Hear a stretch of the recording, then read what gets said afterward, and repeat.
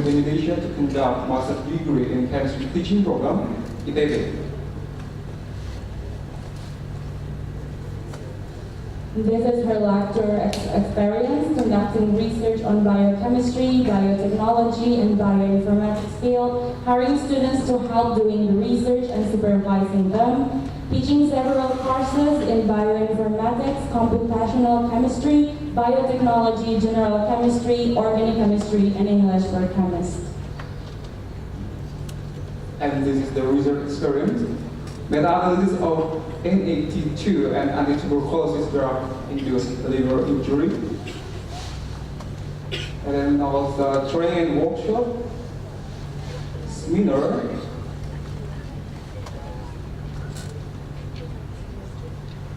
yeah, this is the organization of the experience.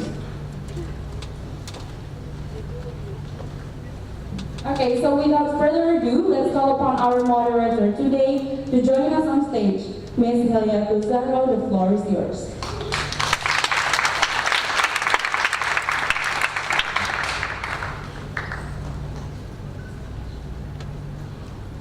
Thank you so much. My job here is to introduce Professor Carla Koehler and to lead the discussion for public lecture. So I'm going to introduce you to Professor Carla Koehler. Please. Thank you so much. So Professor Carla Koehler was graduated from Iowa State University for BS, Bachelor of Science, Master of Science, and PhD from Iowa State University. And then he has been a faculty member in Biochemistry Division of the Department of Chemistry and Biochemistry for 15 years at UCLA and have been promoted to professor. Believe me, her CV is very impressive. Her research focuses on understanding the molecular mechanism of protein and RNA translocation into mitochondria and how mitochondrial dysfunction contributes to disease. I can't wait to listen to her talk actually. And her laboratory has pioneered studies characterizing an oxidation reduction pathway for the import of proteins and pathway for the assembly of inner membrane proteins.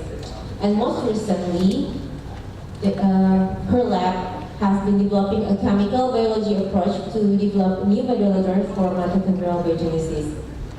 And her lab also adapting zebrafish as a new model for mitochondrial diseases, which is an outstanding vertebrate model for testing small molecule modulators. So if I summary her research, it would be two major areas: understanding the mechanism of protein import into mitochondria and determining the process by which defects in mitochondrial protein translocation lead to disease. So she has received numerous awards, many awards for her research, including an Established Investigator Award from the American Heart Association, a Damon Reno Walter Wiesel Scholar Award, a Beckman Young Investigator Award, and currently serves on the Scientific Advisory Board of the United Mitochondrial Disease Foundation. She also postdoc in Switzerland. In Basel, Switzerland, in Basel. In Biochemie Biocentrum, Basel, Switzerland. And I can assure you, her CV is very impressive, and she is a very inspiration for all of us, young generation of researchers. So without further ado, I invite Professor Dr. Carla Koehler to join with me here and to give his speech. Ladies and gentlemen, welcome Professor Carla Koehler.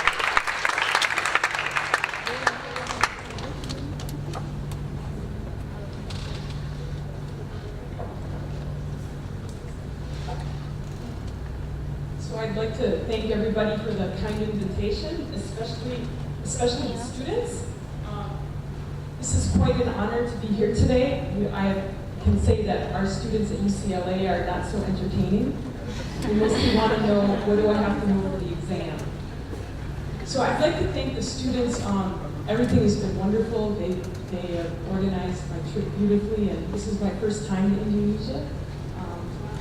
I've been a professor at UCLA for a long time.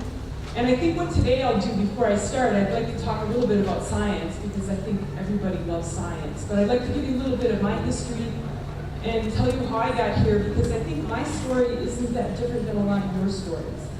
So when you heard my CV, you saw that I went to and finished my bachelor's, my master's, and my PhD at Iowa State University.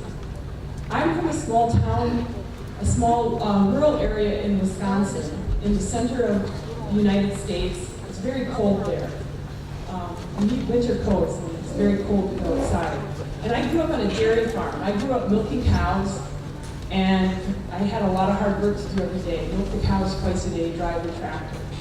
And my parents didn't go to university, but they wanted their children to go to university. And so at a young age, I was instilled in me, study hard, get good grades, and go to school. And so at the time, I could have stayed in, as a farmer in Wisconsin, but I decided I wanted to go to college. And at first, I really didn't know what I wanted to do, but science was always what had thrilled me. I loved anything about cows. I loved all of the science behind trying to milk cows. I know that sounds a little odd, but that was sort of my inspiration as a child. And so I decided to go to vet school. I wanted to be a veterinarian, and I wanted to do large animal medicine. And at the time, I was really excited about that, but also when I started in my undergraduate studies, I found that I really loved metabolism. I loved metabolism, and I liked mitochondria. And from there, I started doing research. Again, just doing undergraduate research like you guys are doing here, and I was looking at various pathways at a very basic level. We had a lot of instrumentation at the university I was attending, so I got to learn a lot of basics. And then I started doing research at 3M, and 3M is a chemistry company in the United States. It's in St. Paul, Minnesota. And I became interested there in trying to develop artificial limb support for humans, and that sort of got my interest peaked in doing basic research. But at the same time, I had really good grades, and I got into vet school at Iowa State University. And Iowa State University at the time had one of the best vet schools in the country. I was accepted with early admission, my grades were good, and so I started there. And things were good about the first semester, but then I started realizing that this love that I had for metabolism was really strong. And I had a professor in biochemistry, not unlike Professor Usman, who got me interested in mitochondria. And I decided that I wanted to switch gears. I didn't see myself in 20 years being a large animal veterinarian. I became more interested in research. And so I switched into a graduate program at Iowa State University. And for my master's, I looked at how mitochondrial DNA was inherited in dairy cattle. We developed a method to purify mitochondrial DNA from the white blood cells of cattle. We would go and take blood samples, we would purify the mitochondrial DNA, we would sequence it, and we would do restriction RFLP analysis on it. And I was really excited about that, but I also at the same time realized I wanted to work in a model organism. So I switched from my master's studies into my PhD studies, and I started working with the research model Saccharomyces cerevisiae, or the budding yeast. And that's what's shown on the slide here. This is our research model, mainly in the laboratory, the budding yeast Saccharomyces cerevisiae. And I was interested in switching into a model organism because I thought that would fit with my research interests long term.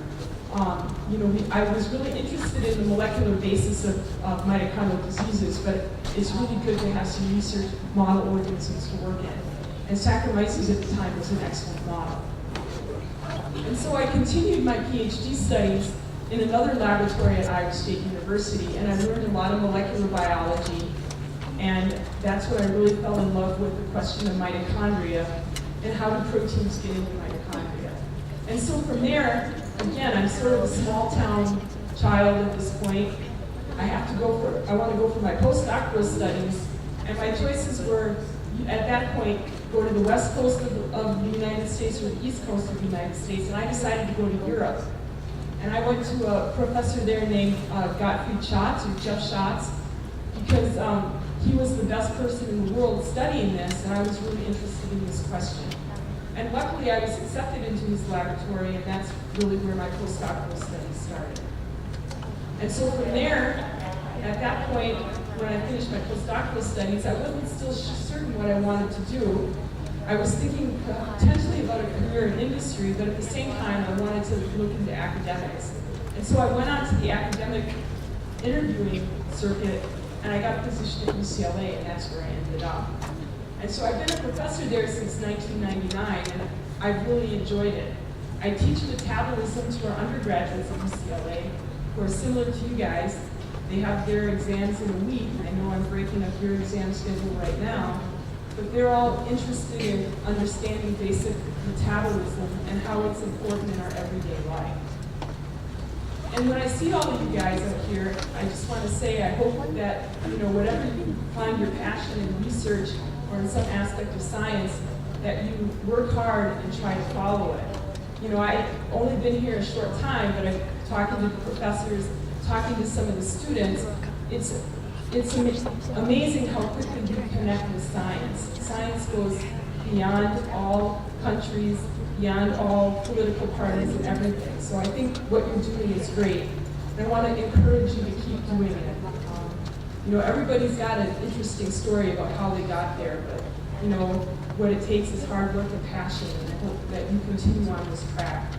It seems like you have a really great program. I've had a fun time just in these couple short days seeing all you guys. I had a nice tour of the library. It's a beautiful building, and this is a wonderful campus. I think you have a great environment here to learn. So I'd like to tell you a little bit about some of the research that we do. We work on mitochondria. Mitochondria is the powerhouse of the cell. And as we saw today from all the dancing, you guys have really good mitochondria. And so mitochondria, this is the mitochondrial network that's lit up in the budding yeast Saccharomyces cerevisiae.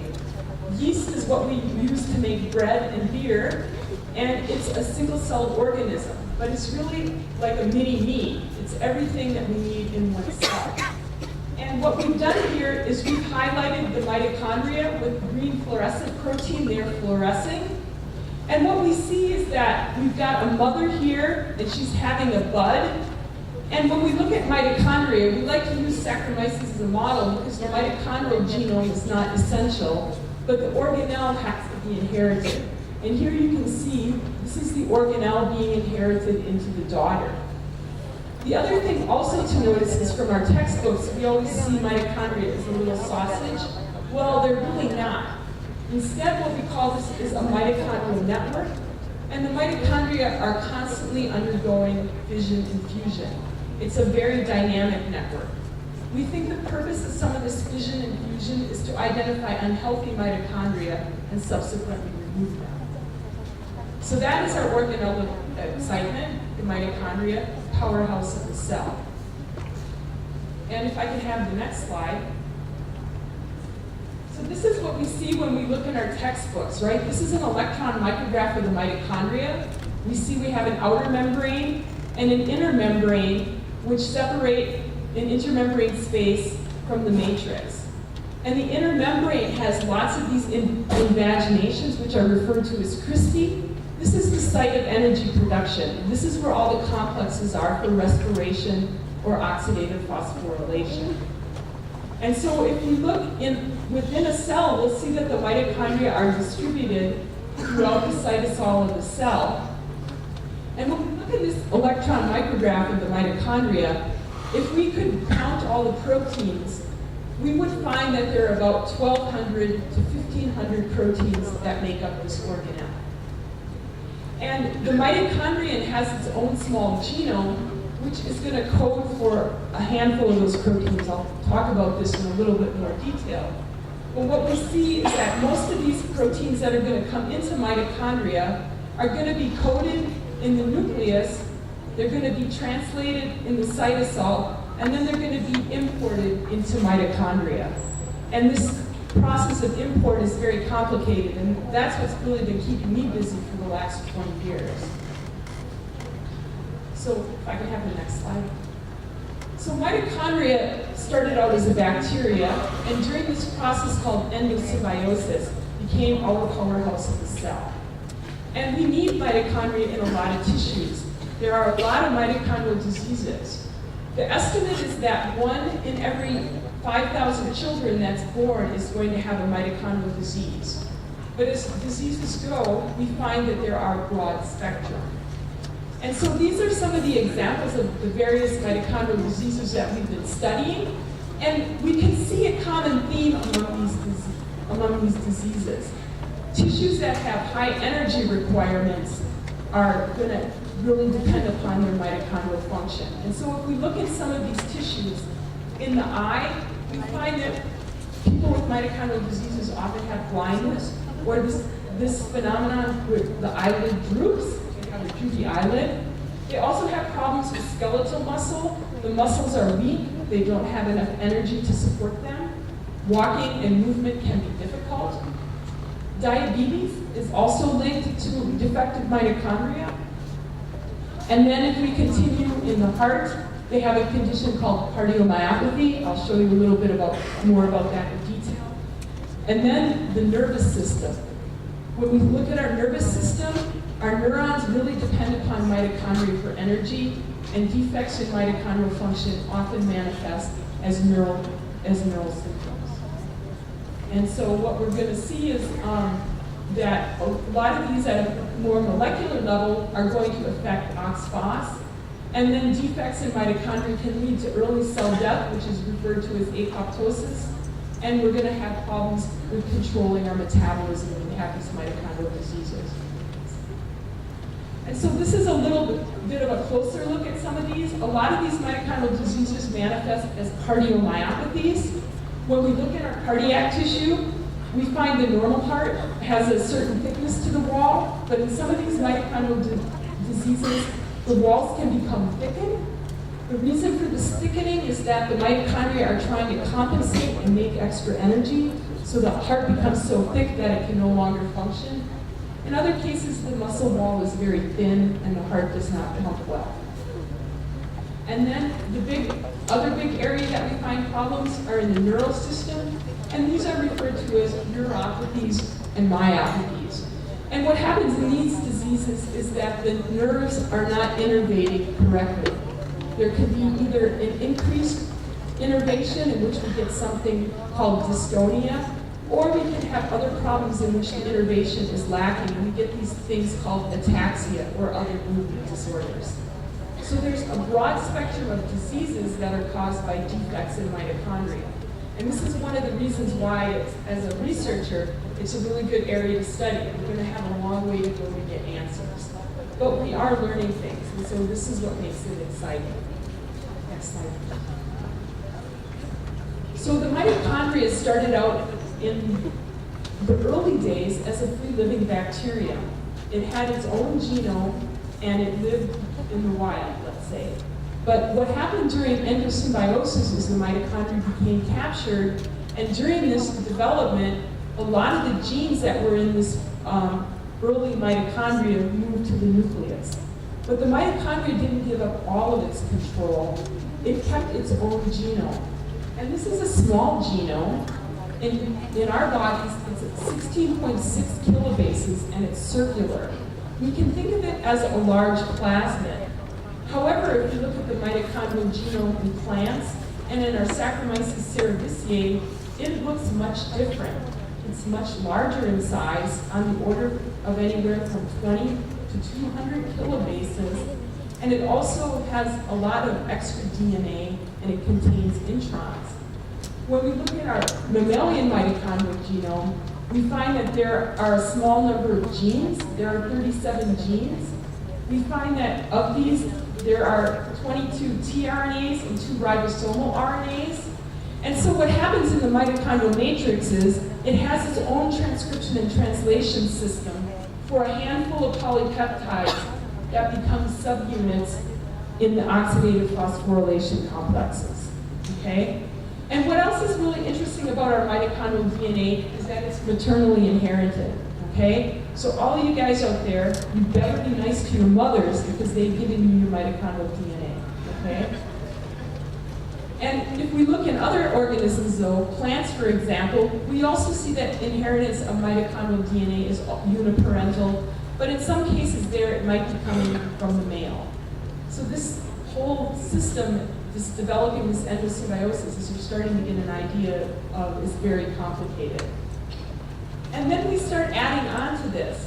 When we look at mitochondria, I showed you that first picture of the yeast mitochondrial network. There are certain points at which the mitochondrial DNA is kept. These are tethering points called nucleoids. And one mitochondria will have anywhere from 10 to 60 copies of mitochondrial DNA per genome. And if we start looking at a cell, depending upon the cell type, we can have anywhere from 1,000 to 2,000 copies of mitochondrial DNA up to 50 to 60,000 copies of mitochondrial DNA, okay? So this is a good thing and a bad thing. It's a bad thing if we want to do genetic engineering. We can do genetic engineering on our nucleus very easily because we have 2 copies of every gene. Well, mitochondria now, we've got to deal with maybe 50 to 100,000 copies of a genome that we have to change. So that's difficult. The good thing, though, can be perhaps that we have many genomes, so we have a less likelihood potentially of getting certain mutations that might impair mitochondrial function. And what we find then with these multiple copies is that in most people we find that there's pretty much one copy of your mitochondrial genome and it exists throughout the whole cell. This is referred to as homoplasmy. But in other types of mitochondrial diseases, we can have more than one type of mitochondrial genome, and this is called heteroplasmy. I'll talk about this in the next couple of slides, but it's when we have this heteroplasmy that we start to have these mitochondrial diseases. And in this heteroplasmy, what we're going to find is that there's going to be a threshold level. We're going to have a competition between good molecules of mitochondrial DNA and bad molecules. And at some point, a certain threshold of bad mitochondrial genomes is reached, and those bad mitochondrial genomes win, and the person develops a mitochondrial disorder. So on the next slide, please. And so some of these mutations in some of these genes lead to these different inherited diseases. Most of the mitochondrial diseases we find are caused by mutations in the tRNAs. And these lead to diseases such as MELAS and MERT, which are referred to as mitochondrial encephalomyopathies.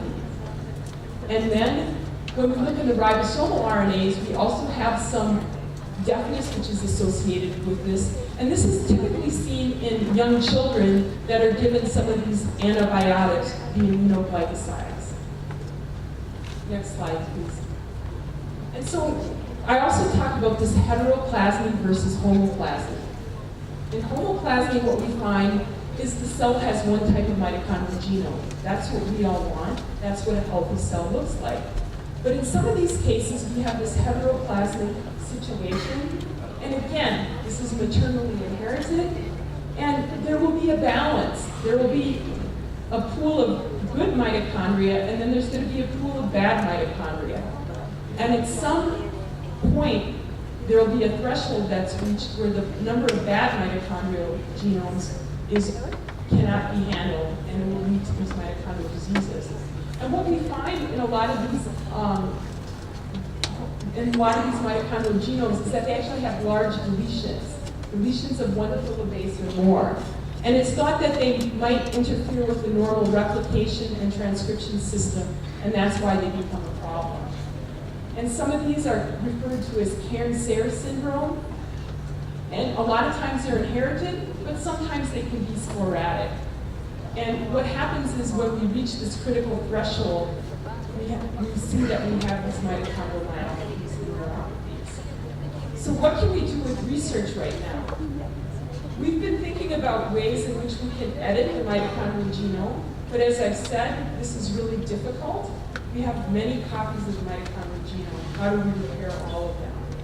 Another technology that I've been working with in collaboration with a professor at UCLA is a technology to take mitochondria from one cell and put it into another. We've been able to get this to work in cultured cells. Working on this as a treatment will take many more years, but it's an approach that might work. And then what we're doing in my laboratory is we're trying to understand the pathway of how proteins are delivered, with probably potentially using this as a therapeutic approach to treat some of these diseases. Next slide, please. So this is just a cartoon that shows the organization of the oxidative phosphorylation complexes in the mitochondria. And what I want to point out here is that we have the mitochondrial polypeptides that are encoded by the mitochondrial genome. Those will result in some of the subunits for the membrane components of these oxphos complexes. And when we have mutations, we get a broad spectrum of mitochondrial diseases. But we also have the genes that are coming from the nucleus. These proteins are also just as important to assembly of the mitochondria and to overall function. And mutations in the nuclear genes have also been linked to a large number of mitochondrial diseases. And so just shown here in blue, we can see that some of these mitochondrially encoded, nuclear encoded subunits, when we have mutations, again, can lead to diseases that are often referred to as Leigh syndrome or cardiomyopathies. And when we look at these respiratory complexes, they're very complex machines. Complex 1, the NADPH dehydrogenase, has 6 subunits that come from the mitochondrial genome, but another 45 components that come from the nuclear genome. So we've got about 52 proteins that have to work together. And then when we go into complex 3 and complex 4, again, we're looking at more than 10 proteins that have to work together for this metabolic process to work, okay? So that's sort of the introduction that I want to give you on mitochondria. Hopefully I haven't lost you all, you're not falling asleep. Hopefully my speaking is clear enough. I don't know if anybody has any questions right now, if they would like to ask. Where's the exit? We saw in our safety videos that we know where it is. Okay, so we work at how do proteins get into mitochondria? So when we look at the mitochondria, I don't know if any of you guys ever run protein gels out there. Mitochondria are pretty easily to purify, and if you run a Comasi gel, you see a lot of bands. And if we count them, if we use mass spectrometry, we count about 1,500 proteins, okay? 1,500 proteins, and then they have post-translational modification. It gets to be pretty complicated. And so what we find is that the mitochondrion has really these complicated translocation pathways to bring these proteins into mitochondria. So first of all, when the proteins that were originally in the bacteria moved into the nuclear genome, they had to develop targeting sequences that said go to mitochondria. It's like when you want to write a letter, you put an address on it. Please send to grandma. Please send to mom and dad, right? Well, these proteins had to put an address on that said go to mitochondria, okay? And so a lot of these mitochondria have targeting sequences on the N-terminus. They have an N-terminal targeting sequence that says go to mitochondria. And then the mitochondria had to develop a way to bring these proteins in. The mitochondria basically had to develop a mailbox. And so they developed what we call as a translocation system.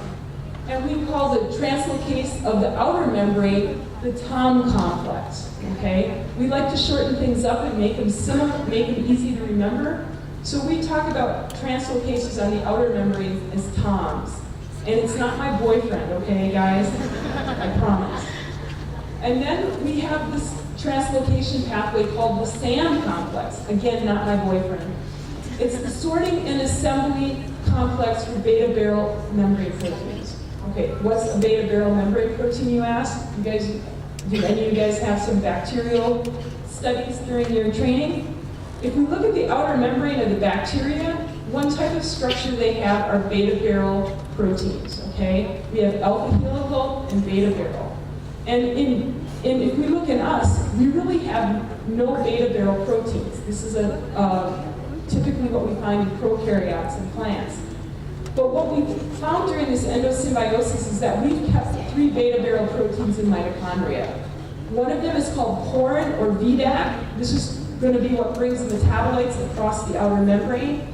And then one of the import components itself TOM40 is a beta-barrel protein, and then one of the components of the SAM complex is a beta-barrel protein. So we have 3 beta-barrel proteins in the mitochondrial outer membrane. And this is, again, it's prokaryotic origin. And then when proteins come across the TOM complex, that'll get them into the intermembrane space. But we know that's not going to be good enough. We've got an inner membrane we have to reach, and we also have a matrix. So what we're going to see is that on the inner membrane, we have additional translocases, okay? And we call these translocase of inner membrane or TIM complexes. Again, not my boyfriend. But I really do like TIM complexes. If I did have a boyfriend, I think I would like him to be TIM. So if we look at these TIM complexes, the translocase of the inner membrane, the main component is a 23 kilodalton protein, so we call it TIM23. And then for the other translocon, which I'll be talking about in more detail, we have the TIM22 translocase of the inner membrane, a 22 kilodalton protein.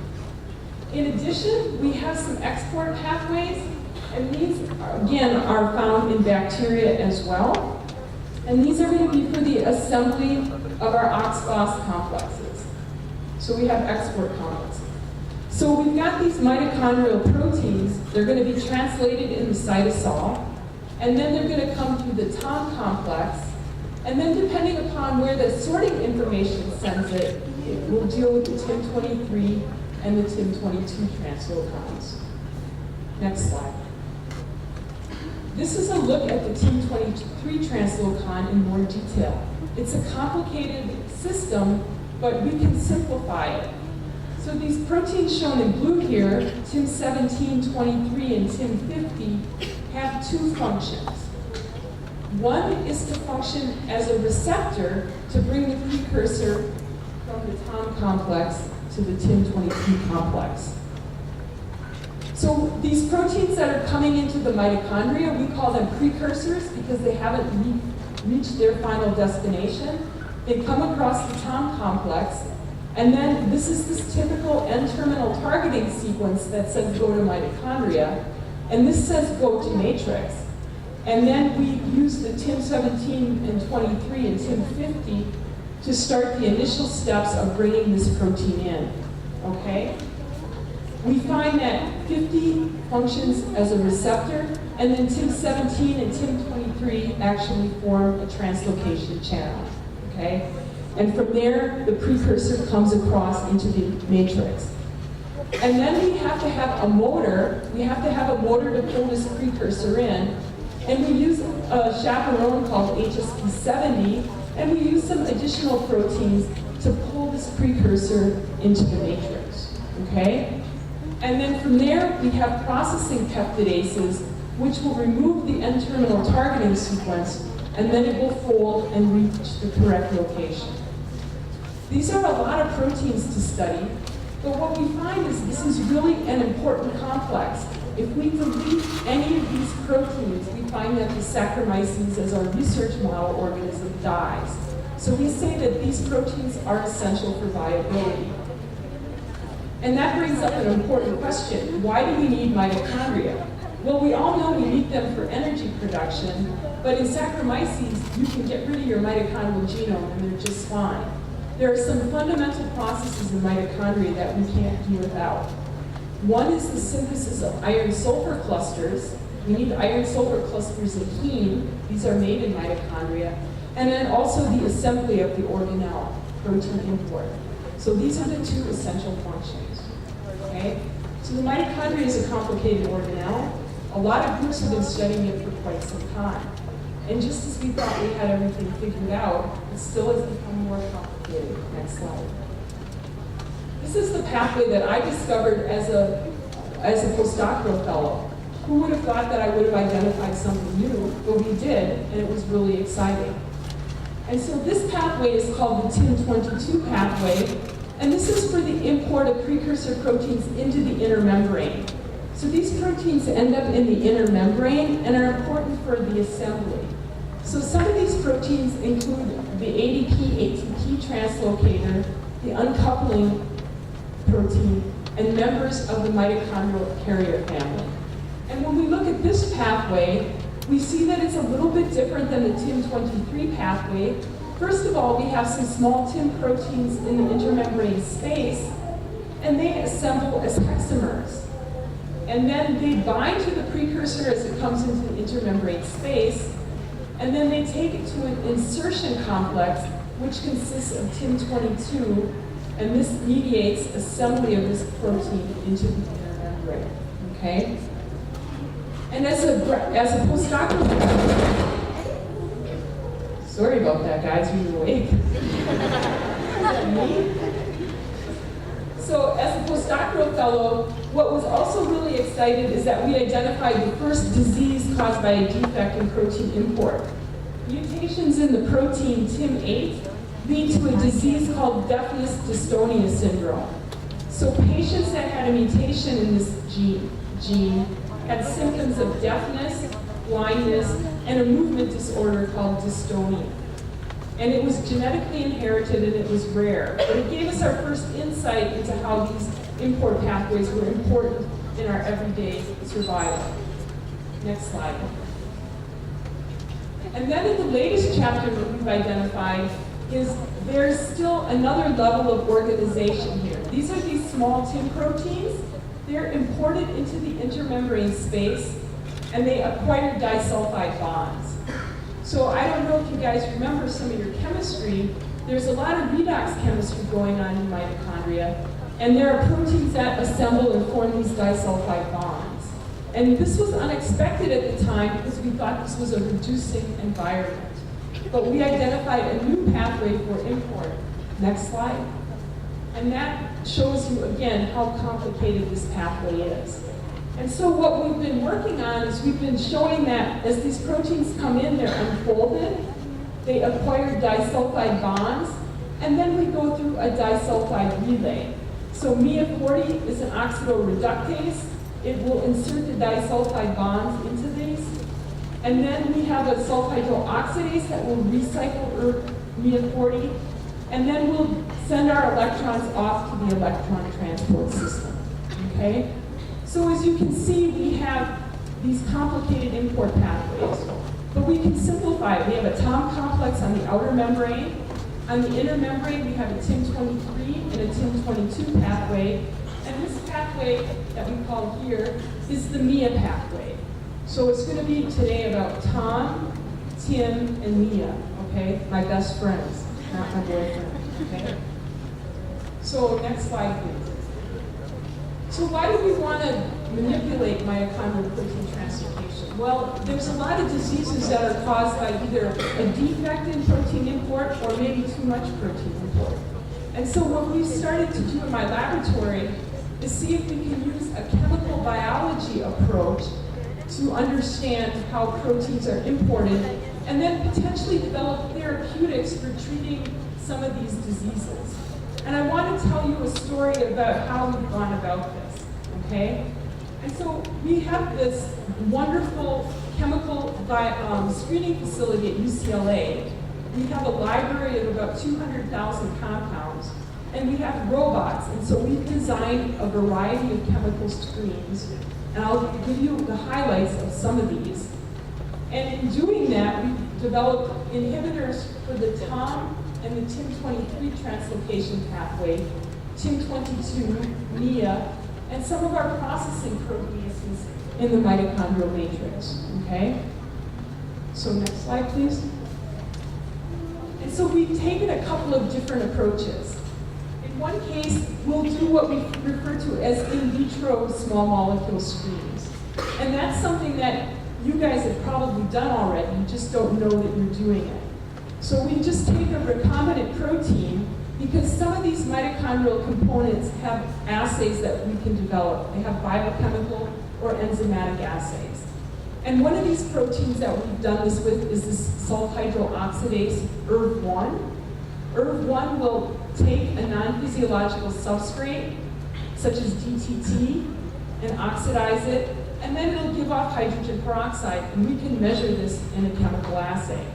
And so we've taken advantage of some of these subunits which have an enzymatic activity to develop a small molecule screen. Basically, we put one enzyme in a tube, we add the substrate, we add the small molecules, and we look for small molecules that inhibit this reaction, okay? And that's worked really well for us. I mean, how hard is it to mess up putting one protein in a tube, right? You only got one thing to look at. It's a good screen designed for any of my undergraduates, right? There's only one thing they have to look at. It's a yes or a no. So that's worked really well for us. But the problem with that is we know it works really well in the tube. When we go to look at it in the cell, it doesn't always work. And so trying to figure out if these small molecules will work in our research organisms is a little more difficult. The other type of screen that we've done are small molecule screens, again in Saccharomyces, and we take advantage of using the entire organism. And so I'll give you some examples of that.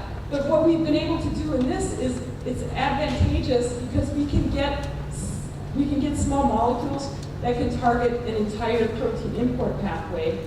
But the potential problem is we don't know where. So we try to figure out, using all of our biochemical approaches, where the small molecule is working. Okay? So next slide, please. And so this is an example of our screening facility at UCLA. This is one of the robots. We have this automated system here. This is the robot's arm. We do our screens in 384 well plates. The graduate students set it up. The robot will take the plate to the different stations, a plate where it will pin in the yeast, another place where it will pin in the compound. And the students learn a lot of biotechnology. They spend most of their day babysitting the robot because the robot doesn't always behave. Sometimes he wants to take a break. But it's pretty straightforward, and it's a nice opportunity for our students to learn some new technology. So we have these automated screens at UCLA in a screening facility that we've used to identify our small molecules. Next slide. And so this is an example of how we've done this screen, okay? This is our Saccharomyces cerevisiae. It's a budding yeast. Just like we use plasmids with antibiotic markers in bacteria when we do cloning, with yeast we use auxotrophic markers. So we use metabolic markers to control them. And in this case, Saccharomyces can normally make their own uracil, and in this uracil biosynthetic pathway, the protein lives in the cytosol, okay? And when this protein is in the cytosol, the yeast are able to grow in media lacking uracil. So what we did is we put a mitochondrial targeting sequence on, we sent this into the mitochondrial matrix, and we see now that the yeast are not able to grow in media lacking uracil. So then what we did is we asked a simple question: if we put small molecules on, can we get small molecules that inhibit protein translocation now and allow the yeast to grow in media lacking uracil? Next slide, please. And the answer is yes, we've been able to identify small molecules. And so this is an example of how we have optimized the screen.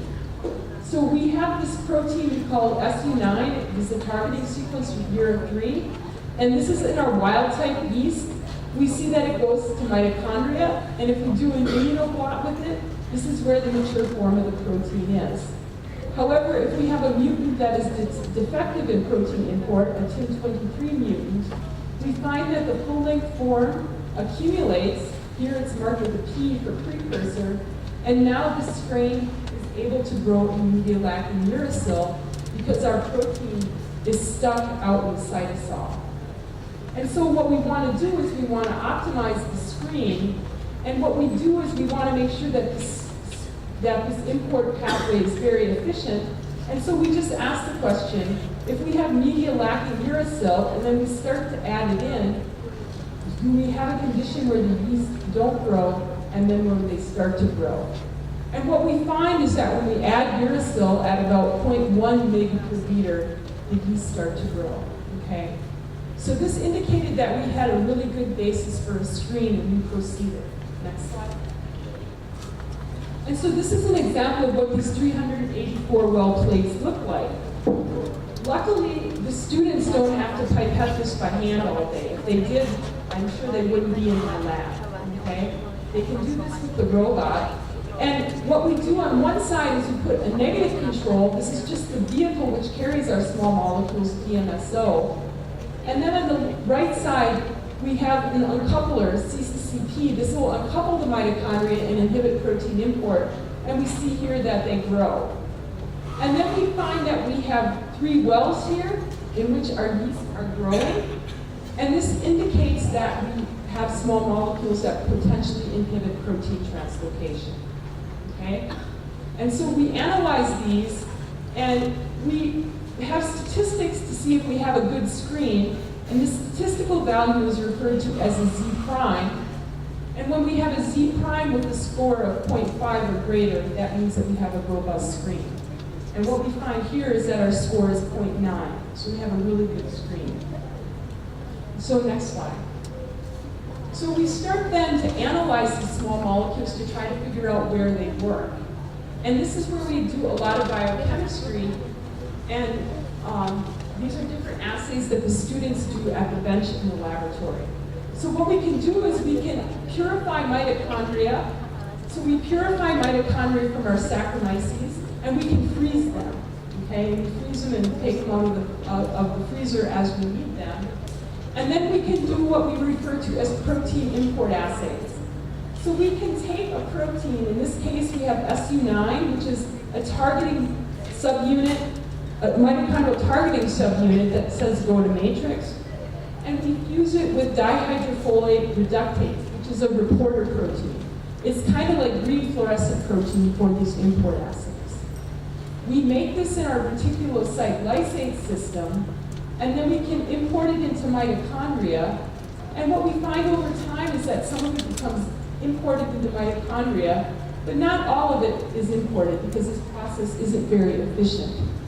So what we do is we add protease to remove all of the species that is not imported into mitochondria. And this is what this assay looks like.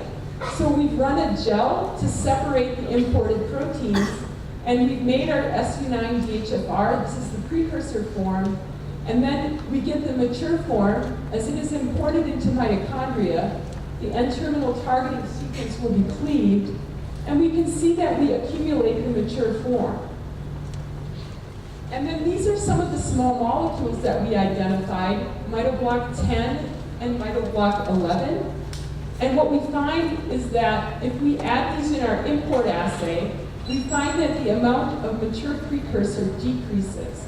So over time, these molecules are able to block the import of these precursors into mitochondria, and we're able to decrease import. We also notice that there's a precursor form that does seem to accumulate here. We think that it's actually stuck in the TIM23 translocon. So it's sitting in the mitochondria, but it's not able to completely reach the matrix where it will be processed by these processing proteases, okay? So these were the first 2 molecules we found from the screen, and my students were really excited because we actually had some results at this point, right? It wasn't just running a screen, but then we did get results. Next slide, please. But these small molecules don't always behave as we think they will. A lot of times they can be toxic to mitochondria, and they can uncouple respiration, for example. And so here's an example of what we do to see if these small molecules might be toxic. We can take an oxygen electrode and add mitochondria, and then we give them a substrate, we feed them NADH, and the mitochondria will respire and they will consume oxygen.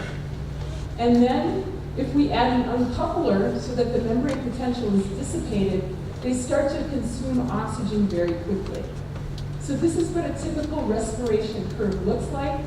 And in the presence of NADH, we see that we have well-coupled mitochondria, okay?